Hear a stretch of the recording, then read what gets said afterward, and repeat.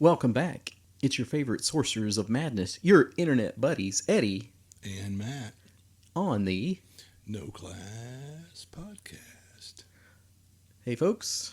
We're going to start this one off serious and show we actually do have a little class sometimes. So I'll turn it over to you, Matt. And anybody that's on Facebook probably saw the post that that Eddie so eloquently put out there that a longtime friend of mine and a friend of the con, Bobby Howell, has passed recently. He's had some health issues for a while, but that guy was tough as nails. But it finally caught up with him. But there's a lot of times we talk about if you appreciate that we do a con, there's people that you could appreciate. Well, one of those people is Bobby, because when Eddie was like, "You think we could do a con?" I'm like, "Well, I used to kind of help put one on," and really it was Tad and Bobby that did BroCon. But like that last year, I was involved a bit more, and I learned about the nuts and bolts of a con. But those guys put on a phenomenal con and made it look easy. As Bobby is great resource management, great organizing things. He was just a real tough guy. Anyway, we hate that he's gone. He's going to be missed. Another empty seat at the gaming table. But we're going to roll some dice in his honor. And we appreciate him supporting us and coming out for Red River, and sharing his knowledge. Yeah, I didn't know him very well at all, but he was always a supporter of the cons and of the gaming scene, so appreciate that, and thoughts and prayers are out to his family and friends. Yeah, definitely. He had a beloved daughter, which I'm sure she's got to be grieving right now, but anyway, God bless them all. All right, so now we try and change topics here and get on to something now that we brought the room down a little bit lighter. Here's something that I don't think that you know yet. We've kind of discussed it, but with this podcast, most likely we will go over the 1,000 listens. You're pulling my mark. leg. I'm not fooling. So you just sit and play these things over and over? That's what I do. Save some more of those fake laughs for you. Actually, I was mentioning this to Matt the other day. I can't remember how many listens we had. You said like 800 or 900 then, I thought. And my wife said, "That's not just you guys." And it's like, no, trust us, we couldn't do 1,000 listens. I can barely stand to listen to them, And we were talking about that. It's like back in the day, yeah, we would listen. We would at least go back and listen to the podcast and see how we sounded, if we came off as big idiots or just regular idiots. Yeah, regular idiots. But now, you get these occasionally, probably like today, where we haven't even listened back to it for editing.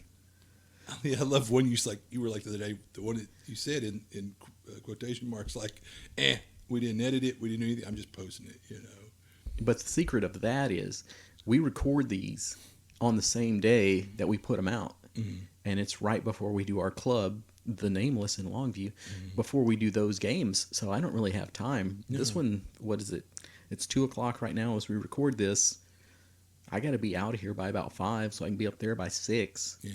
And I have to go get my game bag and all that. I thought about that. I'm like, why don't I bring my game bag with me? But anyway. But yeah, talking about, definitely, for sure. You have no idea what we're talking about. You just completely lost. You had a senior moment there. We were talking about this is 1,000. Yeah. This one will put us probably over 1,000. By the time we talk to you again, it'll probably, with our 22 episodes, we'll have had 1,000 listens. And dear listener, we can't thank you enough. I am astonished and amazed and honored that you would listen to our incoherent ramblings. Yeah, God bless you. Yeah. Only you could do this. May all your rolls be 20s. If only we could add that in as our tagline, that listening to this podcast automatically increased. But hey, why can't we? Why can't we? Who's gonna sue us? Who's gonna keep tracks of that? Yeah. Robert. By the way, I ran into Robert the other day. I don't come to you with my problems. I know. God bless. Yeah. He disparaged. There was some elder abuse. It was terrible. Anyway. Good. I agree with that then. He broke my hip. Anyway. Well, some other news that we've got this week is NTRPG has some extra special guests. What? At least one extra special guest. Not that I would give that a chance to go by unremarked. I just looked at it a minute ago. As did just in I. case. Just in case, because I wanted to get it on the podcast and make it accurate as possible. Yeah. I was hoping that we could announce this on the podcast and it would be completely official. But anyway. I am officially a special guest for yeah. this year's NTRPG. Thanks, Doug. Yeah. You can keep thanking him all you want, Yeah. but he's not going to hear this. I know. So I could pretty much say whatever I wanted to right about now. But anyway, yeah. But we both received an email asking us if we would be special guests. We both replied, but anyway. Yeah. Well, Yeah. now you know where you rate. Yeah, yeah. Dear listener, in case you didn't know, Eddie gains intense schadenfreude from any minor slight that I might receive in life, you know. More than that. Yeah. I collect all these little tears in a vial and drink them down. But I guess we could say... I wanted to ask, how much did you bribe Doug to not list me in the list? It's probably because I remember when people have... major surgeries and such. But yeah, I know. Good friends. You are a sweetheart. Yeah, because you were there holding my hand at my bedside when I had my surgery. Okay. If you're thinking about the surgery I'm thinking about. Is that the one? Yeah, the only surgery I've had in recent years. If he had been there, he'd have been taking pictures and putting them on the internet. Yeah, it would have been quite interesting. To frighten school children and nuns and whatnot. Anyway. Well, let me go ahead. I've been thinking about this too since we talked about Bobby, and I just recently had the little surgery that if you're on my Facebook, you saw some of the details of. Mm-hmm. If you're having any problems, your mystery problems with your health, go get it checked out. Yeah. Take this as your wake-up call. Mm-hmm. Everybody needs one. Take a moment. Your health. Do that thing that you're supposed to do. If you're a diabetic and you should stop smoking, think about it. You don't got to do it. We're not here to preach to you. No, we don't sound preachy, but we ain't getting no younger. I asked Bobby way back. You know, it's hard to believe it's been 15 years since the LG days, but he got diagnosed with diabetes, and I said, Bobby, man, please quit smoking. You're going to lose extremities. You're going to go blind. And as he eats a Snicker bar, he chuckled and smoked his cigarette and said, and hey, Bobby was an individual. He did what he wanted, but I mean, I would love to have enjoyed him for a few more years, but he lived the life he wanted to live, Which we all do. But I mean, if there's something that you're concerned with, or you need to get taken care of, take this moment that your internet buddies are stepping out and saying, hey, get that taken care of. Right. We don't want another empty seat at the gaming table. Yeah. All right. Compassionate moment is over with. Enough of that crap. Let's get back to shameless self-promotion. I'm shameless. Long Con Spring is right around the corner. What? Badges are still available. We have not sold out yet. That's hard to believe. It is. Yeah. So we're still wondering if the board game folks are going to find this or not. I think the board game people are going to just show up at the last minute. That's where I'm at right now. But we've sold enough badges right now, pretty much, that we're at a Long Con 1 status. We've gone past Red River. Yeah. Well, so, I mean, that's not a big brag. It kind of is. If you look at the population, I mean, that's a small hurdle to jump over. Yeah. But it is kind of impressive that this first time in spring, second dip in Longview Con is doing better than the one in Shreveport Bossier. But that's such a unique animal over there. We've talked about. Don't get me wrong. I grew up over there, and I'm not disparaging Shreveport Bossier. I am. But anyway, but it's just, that's even more brag-worthy that BroCon, the con that Tad and Bobby did over Shreveport Bossier, it used to have big numbers. I mean, but it had a built-in draw. Yeah, I don't want to take that away, but yeah, I mean, LG had its own built-in draw. Well, they ran a big, successful convention, so I take nothing away from them. Yeah. But it's kind of like if we had something like Adventurers League is not that big, or at least it's not that big around here where it's a draw. People aren't as passionate about Adventurers League as they were about LG. LG had this, I don't know, lightning in a bottle. I don't know what it was, but it was different. And it's a shame that they moved away from the things that made it cool. But that's a whole other podcast. Yep. All right, let's talk about, I got no new board games because, like I said, I've been on the injured list for a little bit, but I've got to check out Planet. Oh, I've got Dead Panic now. I think you're going to be interested in that. Yeah, that sounds really cool. Well, hell, Panic castle sounds cool. So Yeah, I got the nice big set of that too. So ooh la la. with all the expansion. So if I can't speak highly enough of that one. Go ahead. Well, in talking about games, there's a game I bought a while back called Chameleon that sounded really neat. Come. And I finally read the rules, and it's one of those games that looks. It's not. Yeah, no, it's actually really simple to probably grasp, but yet it's got like layers where I could see, and strategies you could use within the game. So I busted it out last Thursday when you weren't there, and everybody just kind of gave me you're deer in the headlights. So I'm like, okay, never mind. I put it back away, but we'll have to try it out sometime. I think it'll be fun. Speaking of last Thursday, this is going to lead into our main topic, so I'm a little hesitant to drop this on you. Okay. For this is Club Thursday. Next Thursday is Savage Worlds Fallout, whatever you want to say, at Matt's place. Mm-hmm.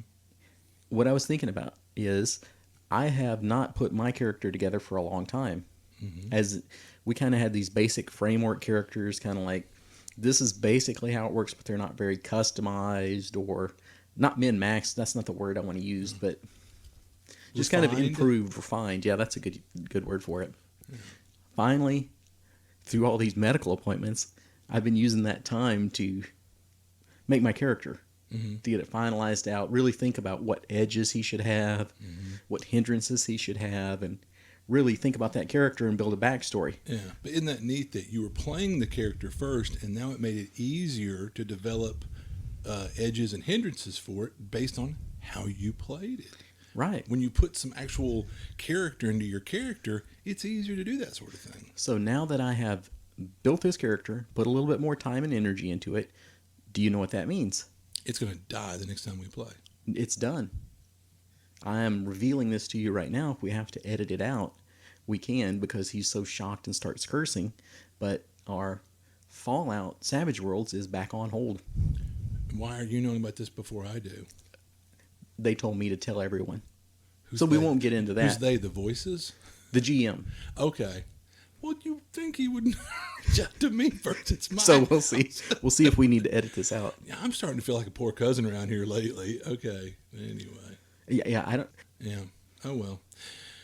I was just thinking about. I swear, I was just earlier thinking about.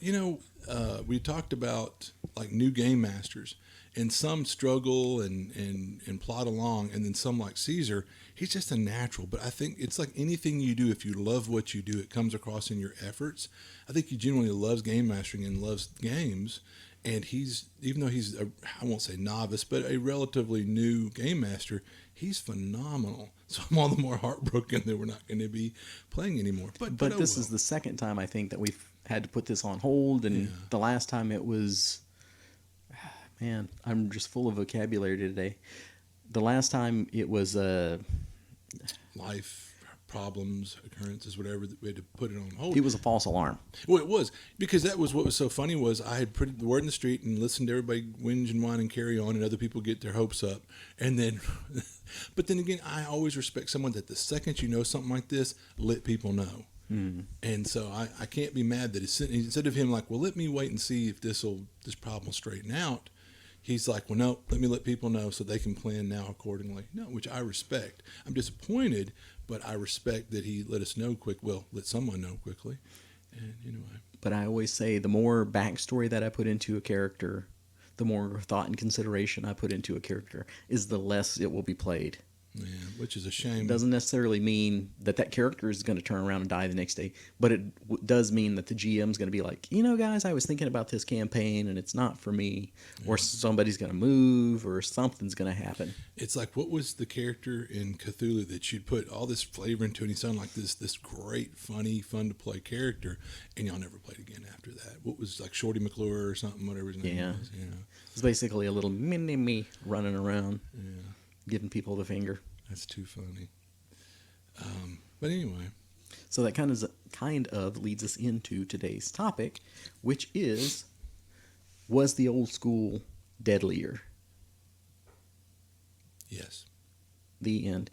Thanks for coming out to the podcast, folks. We'll see you next time when our topic will be, is water wet? So it's like, to expound upon that, it was, I think, inherently more dangerous, but you've proven, if anybody, that you can kill TPK a party in 5e. Anywhere at any time. Yeah, I mean, any game can, you can do things to make it more or less lethal. But I think rules as written, the old school stuff was more lethal. But that's where, for the GM that didn't want to be a tool bag or whatever you want to say, would find that's where a lot of the house rules actually I think grew out of. That was like, let me take the edge off or flesh this out. Because I think like rules as written in the first couple editions of D&D, you're live, you're kicking, you're down to 1 hit point, you're still swinging for the fences. 0, you're unconscious. -1, you're dead. It's like, wait, what? And so that's like it was a house rule, I think, first, where you could go so far into the negatives. Yeah, one of the things I should point out is we did not pull out our old PHBs and DMGs for so this. So if I'm misquoting. So, yeah, there's going to be some misquotes. Yeah. But then for those game masters that were malicious, then, yeah, they probably reveled in the lethality of the early days. Because you've all heard the horror stories about the GM that just, rubbed their hands together and cackled as they killed everybody left and right.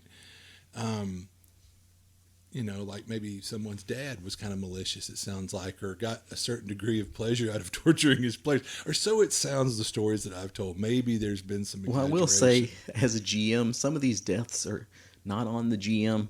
They're more of an assisted suicide. Yeah. Well, it's, like Gygax and Ward always said, I don't kill characters. Players kill characters with dumb decisions. I kill players. Yeah, and there's something to that. But I can remember, Gary, we walked a line kind of because he killed the crap out of my early characters, but it wasn't so blatant and heinous that I just said, forget this, I'm not playing this stupid game. And thank goodness I didn't. All right, let me cut in on that. Sure. Because one of the reasons that, or what are the reasons that it was more lethal, and one of the things I thought about was that encounter balance and game balance wasn't that big a thing. Yeah.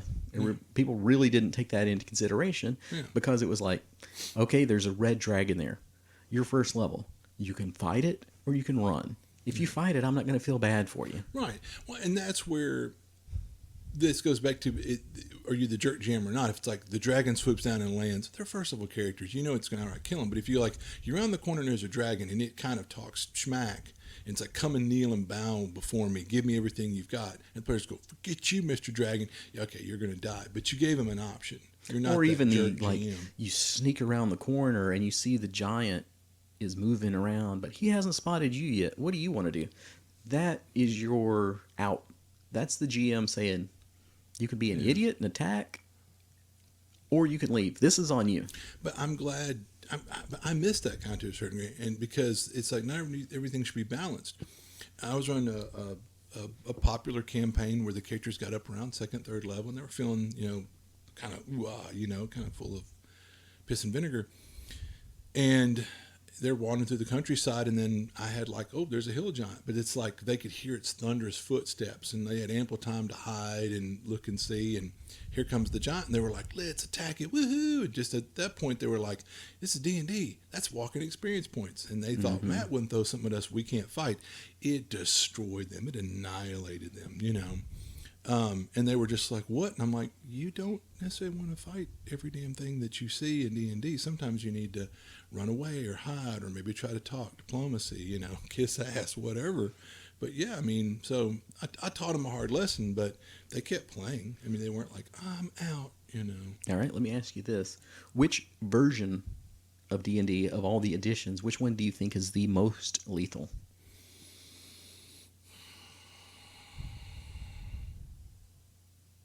I almost want to say 3.5. Really? Well, yeah. Okay. Elaborate on that. Well, I don't know. Okay, this comes from personal experience.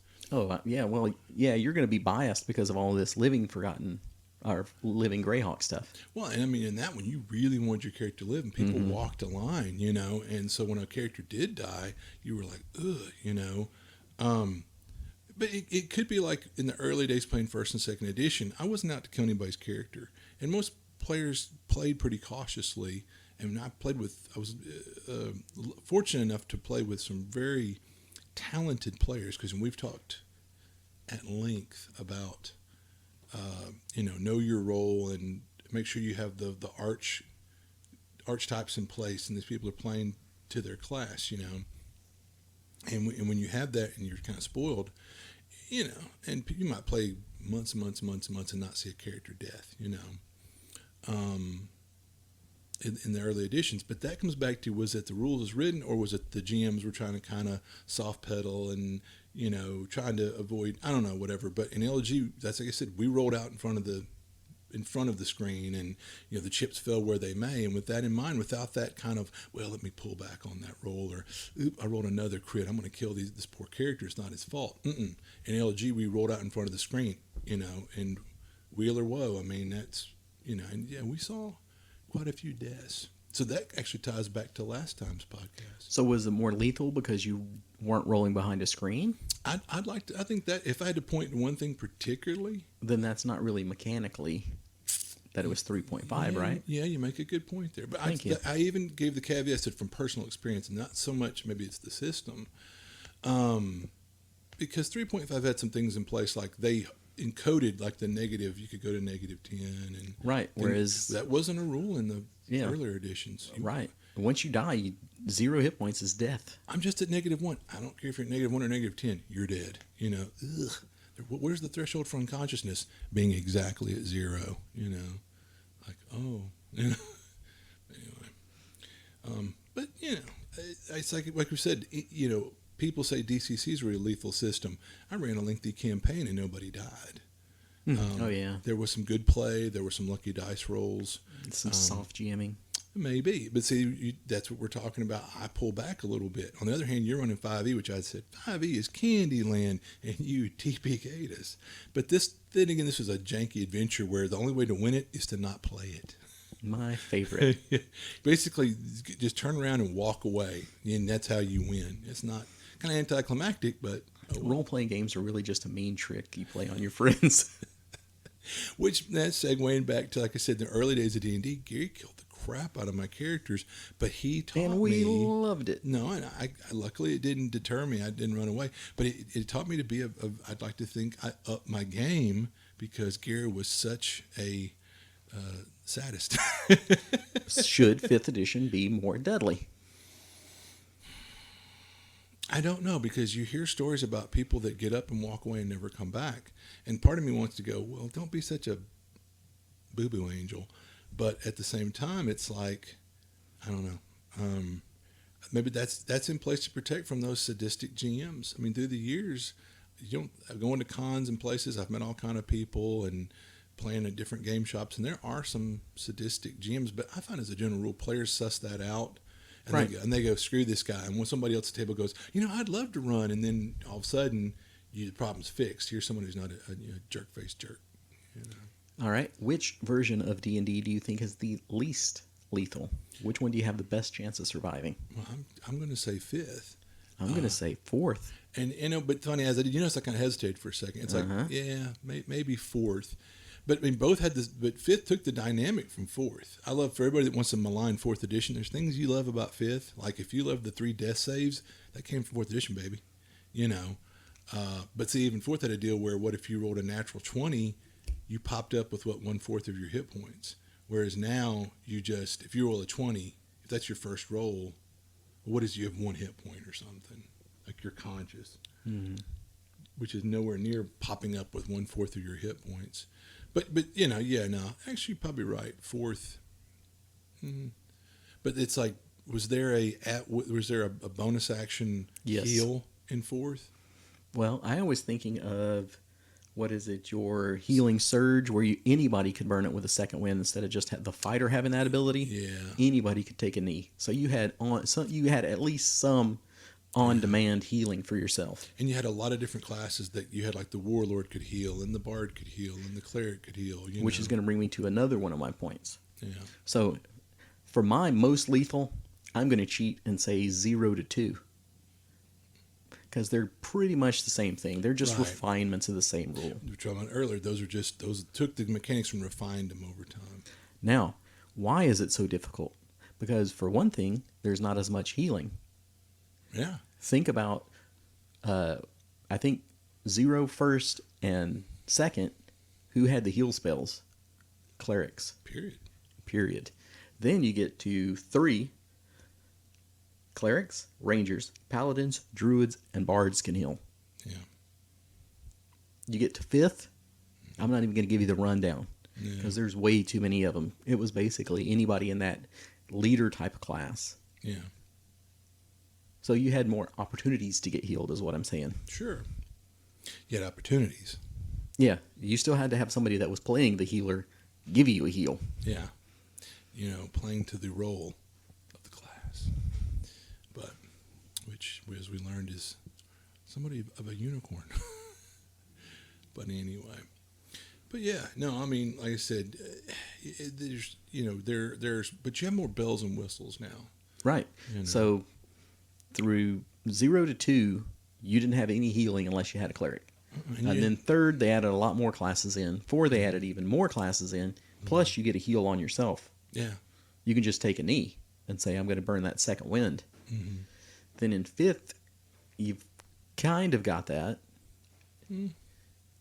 If you're a warrior, I think you still get the... Oh, yeah, absolutely. Healing, or the second wind. Yeah, second wind. Absolutely. But in 5th, you've got your hit dice that you can use. Oh, yeah, post-combat. You can, we'll take a short rest. I'm going to burn hit dice, which... No, I mean, I think they took some great ideas that came out in 4th. Overall, 4th was a stinker, but there were some really neat concepts that came out of 4th, and they took those and refined them, and And I'll say in 4th, it seemed like there were a lot more healing items that you could take.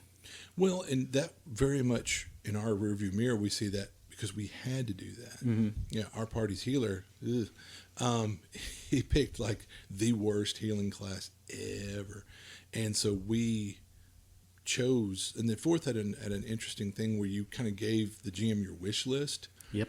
And our wish list had a lot of healing items on it to make up for our healer's deficiencies as a healer. But anyway. So that's kind of another thing that in 4th edition, you might have what was your banner of healing or whatever, the little flag that you'd plant? Yep. I used to put down my banner of healing, and we all only had to stay within, 30 feet of it. Well, you're ticking away, you're getting 1 hit point back per round. And at first you go, that's kind of crappy. But no, if, especially when you had somebody goes down in the party, you'd be like, oh crap, I hope they make their healing save, or the monster didn't come up and hit them, or some area effect blast. Comes back to players around that put that banner down, tick, y'all get back 1 hit point. Oop, I'm back on my feet. Let me chug my healing potion real quick or something, Oh. Which, you walked into another one of my points right here, my good friend. I think in 0 through 2nd, when you were down to stay a lot more than you are in 5th. I think if you went and looked at how many times you go down, somebody gets knocked out, unconscious, just out of the fight, you may get put on your butt more in 5th than you did in the previous versions. Oh, absolutely. Just because in 5th, you're going to get back up. Yeah. You have, the paladin grants a couple points of lay on hands, or the life cleric does an area effect heal, or blah, blah, blah. I mean, yeah, there's... It's almost like a modern medicine and modern warfare. Yeah. Like if you got shot in the Civil War, even if it wasn't fatal, you're going to get some disease and die. You're not getting back up. Once you get down, you're not getting back up. Yeah. That's kind of the 1st edition sort of thing. Yeah. It's like, oh, if you go down, you're down. You're going to stay down, and then that dominoes. Now, I remember 3.5 had some annoying mechanics, and there was this 30-foot tall giant demon thing that had chains or something that's whipping around. And so they had that situation where to get to the creature, oh, well, you've come into his outer threat range, he gets an opportunity attack. Oh, now you broke his secondary threat range, you'll get a second attack. You're finally adjacent to him, well, he gets 1 more attack on the way in. Well, he's hit you 3 times. Good luck with that. So I can remember the big 1-hit warrior charges in and gets those 3 hits, gets the one big hit and knocks the poop out of it. Well, then it comes back around, I think its turn again, and it puts him down. So he's over here like, hey guys, because in 3.5, your hit points are ticking away 1 at a time. And I don't remember, he was -7, so he's like, y'all got 3 rounds to get to me. So I look over at the cleric, and he's like, screw that, because he knows he's going to get beat to crap getting to him. So it's ironically enough, I had a character that was not nearly as good a healer, but he had tumbling. So I was able to tumble in there and not draw those apps. lay on hands and go, all right, you're on your own, and tumble back out. Like, yeah, I'm not staying over here near this thing. Yeah. I'm coming in, I'm stabilizing you, and I'm getting out. Exactly. Yeah. But anyways, I made always these kind of peculiar, like my tumbling healing bard, or I had a mystic theurge. It's a wizard cleric. I would teleport in as a wizard and lay on hands, and then teleport back out.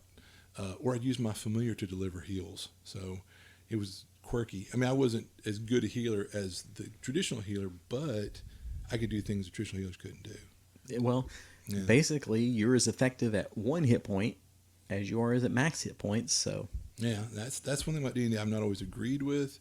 But then again, it depends on how you mechanically define hit points. And that's a whole other podcast. But it was Tim Kask or somebody that talked about the dynamic of hit points is like, that's you being evading and whittling and luck and experience and it's finally when you finally go down, that was when you got that telling blow. You really weren't taking damage until that last. You've used up all your fortune and glory and grit or whatever, evading being hit per se or whatever. I don't know if I entirely agree with that, but there's something that could be a whole other podcast. Well, we'll get to it, folks. Yeah. We'll do them all. Oh, here's one for your gaming historian. When did save or die fall out of fashion? It was definitely in 2nd edition. Was it in 3rd edition? I don't remember 3rd having that. There you go. There's another big factor. Yeah. No, and one thing, I kind of miss that. I mean, back in the day, if you're going through a dungeon, all of a sudden that spider drops down from the ceiling, we are going like, oh, crap. Because if he's big enough, or if they describe like it looks like a black widow the size of a poodle. He ain't that big, but that's really... It's a lot of venom. A lot of virulent venom. It's like this could be one of those poison saves where it's save or die. So you were like, oh, crap. I mean, you're clinching. Now it's like, oh, it's a spider. Yeah, no big deal. It's going to give me the poison condition. That's kind of annoying, but, I mean... But, I mean, no. And even in 5th edition... being poisoned doesn't necessarily give you the poisoned condition. Yeah, even I was just thinking, I was like, some things don't even give you the condition, which the condition's pretty annoying, but it's not save or die. Yeah. It can greatly reduce your effectiveness, but you're alive. Yeah. Well, and you look at let's list so things like the old editions had save or die. They had like mummy rot. A mummy touches you, you fail a given save, you can't receive any healing. And I think you would start losing like strength and dex over days until you succumb. And I was thinking, other than just poison, like when the slime falls on you, and you've got like 2 rounds to get it scraped off, or you just dissolve into a pool yourself, puddle yourself of goo. Yeah, I mean it was brutal. And some dear listeners, you might be like, "Ugh, that sounds terrible," but it's a shame that you don't have that pucker factor anymore. To me, I mean, I kind of miss that. Well, when we were playing the I can't think of the original stuff, whatever Goodman Games was calling that, the originals remastered or reimagined. Mm-hmm. That kind of changed my opinion on 5th edition too, of its lethality, because we were playing it in an old school way. Yeah. So in a way, that has changed my perception of how lethal 5th is. Yeah. Well, and because it didn't have save or dies still, but yeah. Well, my adventure that I need to rename, but it's originally called Madness, not knowing that there's 3 other products with that same name. But I'd like to think it's got an old school feel to it. It certainly does. And it seems like something that I could kill a lot of players with, so I'm looking forward to running it. I think as a special guest, I'm going to run it in TRPG. You should do that. Because this is not another podcast, but that is something that we need to talk about. We've been really tardy to the party on getting our games in for NTRPG. Yeah, I need to get some in. I'm hoping you can help me put some finishing touches on Train of Consequences. Woo-woo. Yeah. All right, here's another one back to our topic. Do you remember the massive damage saves? Yeah, again, that was in 3.5, and I saw some people die from just massive damage. Like, you took 75 points in one hit, you have to make a massive damage save. Now, you hoped it was your tank up there who would do it because they had the best fortitude save. But I saw people die from massive damage. Which I want to say that was in 2nd edition, too. Leela, her character died of massive damage in a game I was running, and I felt terrible. And I remember she got up and left the table, and everybody's glaring at me like, you're a big, meanie jerk. And I'm like, it's not me, it's the game, But now, what is it? It's got to be something that takes you to double your max hit points. No, this was like if you took like over half your hit points in one blow. And I think second edition had one where it was like if you take, say, 50 points of damage, there was a flat number. You could be the 20th level fighter and like, I have 1 million hit points. Well, you took 50, so make that massive damage save. And I think it was the same thing in 3.5 where like if it was over 50, or something like that, it was something. Because I seem to remember the warrior was like, oh my God, I took 75 points in one hit. And we're like, oh crap, you got to make a massive. Mm-hmm. Here's another nasty from 3.5, take for granted, that if, let's say, like the enemy wizard drops a fireball on the party, and when you roll your save, you rolled a nat 1, you didn't just fail, you like crapped out the worst failure. I think there was a chance for some of your items to be destroyed. And I remember like one, that's kind of like some rules that we gloss over as GMs. We go, that's just adding insult to injury. I can remember if the guy was at a table where the GM goes, oh, you rolled a natural 1. All right, let me see your character sheet. And he starts rolling. He goes, yep, this potion of healing boiled up and shattered the vial, and your cloak of coolness got burned up. And we were like, what a day. The player was like, what? Let me just sunder your items while we're here. Yeah, so it's like bad enough, like, I just put you down with that fireball. Oh, and I ruined a bunch of your magic items too. It's like, ugh. 3.5, they had the feats for sundering. No player ever took those, but certain, like, I remember when we had Death Knights one time that the jerk GM, he came up on this guy who saved in LG, and if you don't know LG, it was a real, if you got something good, like, boy, it was a big deal. These Death Knights tried sundering his magic sword that he put like all of his character points and bennies and feats into, and he was the sword may have had more backstory than the character. Yeah. And so the guy, he had been glad left in the front tanking this whole adventure. All of a sudden he withdraws and says, nope, not on my watch. He pulled out his crossbow. Yeah, exactly. And we were all like, what? You got to get up there and tank. He's like, I'm not going to have my weapon sundered. But I'm thinking, it's like, that's some jerk crap. Who wrote that?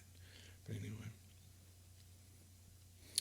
But yes, there's things to take for these older editions and stuff like that, that even you kind of factor in, like, wow, I'm glad they did away with that crap, So bring it on home. Is the game more fun with more lethality? Well, like I said, there's, like we just talked about the thing with 3.5, like sundering your items or things being damaged. That's not fun for anybody. Yeah, there you might go, well, there's a certain amount of verisimilitude. Like if someone dropped a fireball, this is a fantasy world. Mm-hmm. And so there's a line, like I said, I do miss some of the pucker factor of like the save or die poisons and stuff like that, or the heinous curses.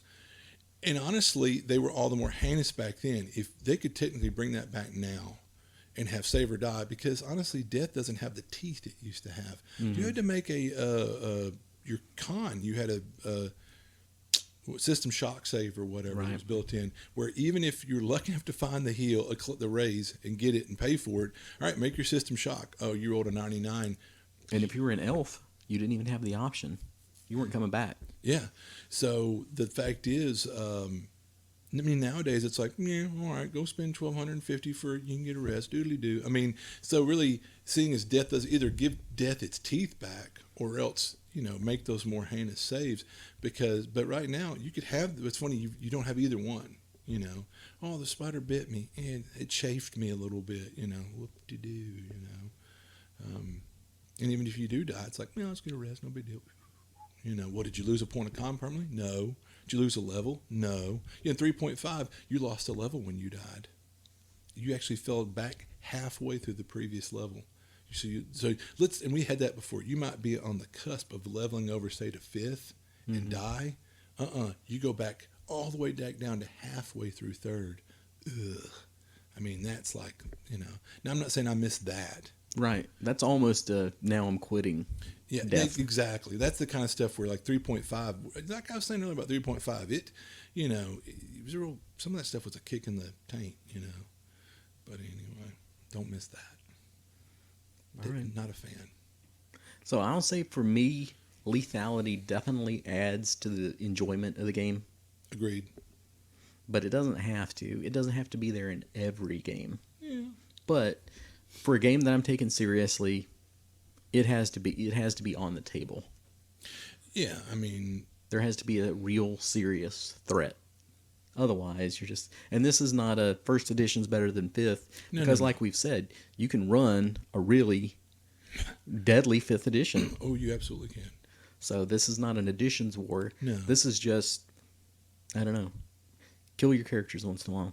Kill some characters once in a while. Yeah, that's one thing, and I'll plug for DCC is if you lead in with people playing a funnel first, it seems like it'll kind of immure them where they're not quite so like wow, you just killed 3 of my characters. Yep, this is a funnel. It's no big deal. I mean, and they'll kind of so they'll get past that because I had a guy who ran a funnel in Shreveport Bossier where when I killed that first 0, his head spun, eyes bugged out, mouth dropped open like you killed my character. And I just giggled and said, "You ain't seen nothing yet," you know. But to talk about kind of funnels and that sort of thing is when you get people that are like, the rules of death no longer apply. This character can, what are you going to have your character do? Oh, I have him go jump in the lava. Your character would really go jump in the lava? Yeah. Well, there's another one right behind it, so why not?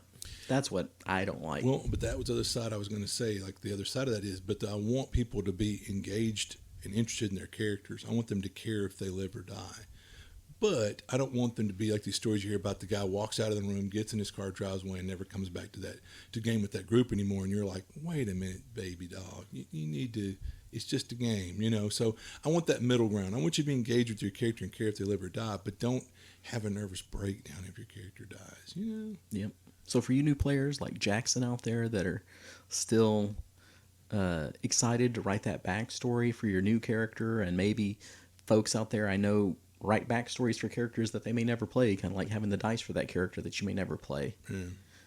If that's what interests you, do it. Enjoy it while you can, because I can remember the days when I used to take the monster manual and fight monsters in the monster manual for my entertainment, because I was so, oh man, I can't wait till the next game, and I got to get my little gaming fix here and all that kind of stuff. But now, as the old jaded gamer I am, you don't start getting a backstory until you've got a couple of adventures under your belt. That's just me, though. It's not like I'm not invested anymore, but I've gotten older and savvier. Yeah. And now backstories seem to be a kiss of death. So, yeah, but I think that's just a perception thing. But who knows? I know that I used to do the 1,000-point questionnaire for my characters, and I love that because I knew if there was a role-playing circumstance put forward, it's not, well, what does Matt want to do? No.